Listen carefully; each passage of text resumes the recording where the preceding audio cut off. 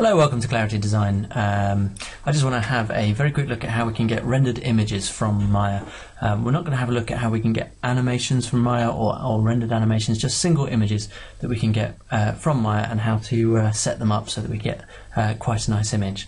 So let's start straight in here with the render options at the top here. And there's two different render editors you can use. There is Mental Ray and Maya Software. So Maya Software is kind of the most basic one. And you've got a common tab here. It's worth us just going through and setting this up first of all. You can enable color management if you want, you don't really need to.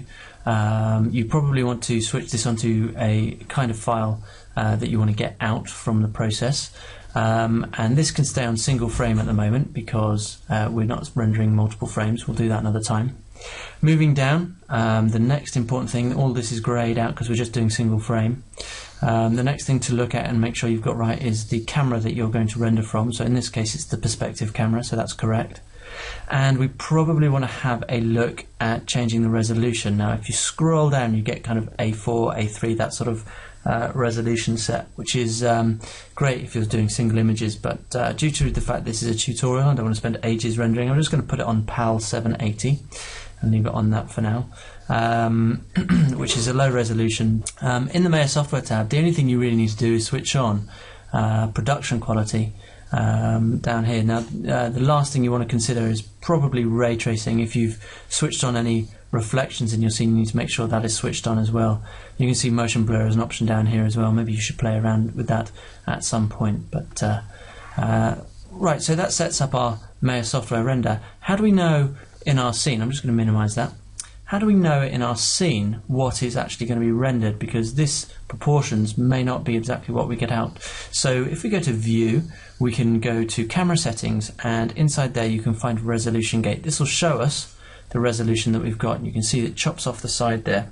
So I'll just move that over a little bit so I get a slightly nicer image.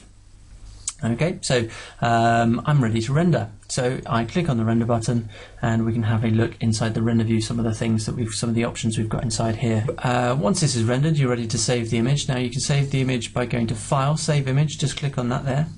And this will pop open the box and you'll be able to go and select the area and place that you want to save it. Don't forget to select the kind of file that you want to save it as down here. I won't do that right now. You can actually store an image, which I'll do now. Just in here, so I've stored that for later on.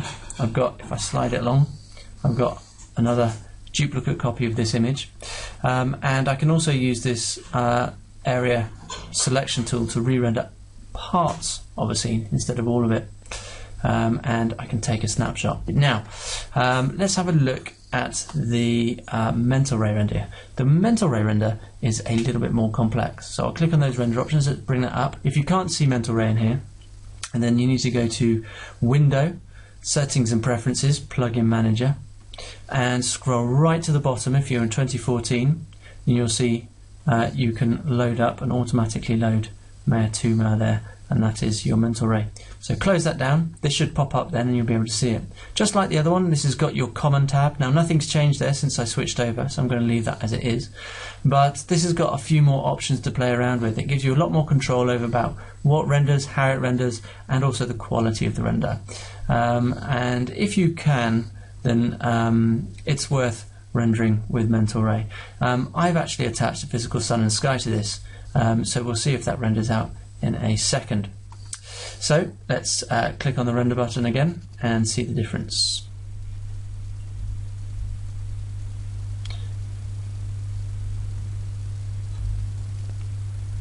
Okay, as you can see, that takes quite a lot longer, but it's now doing a refinement pass on that.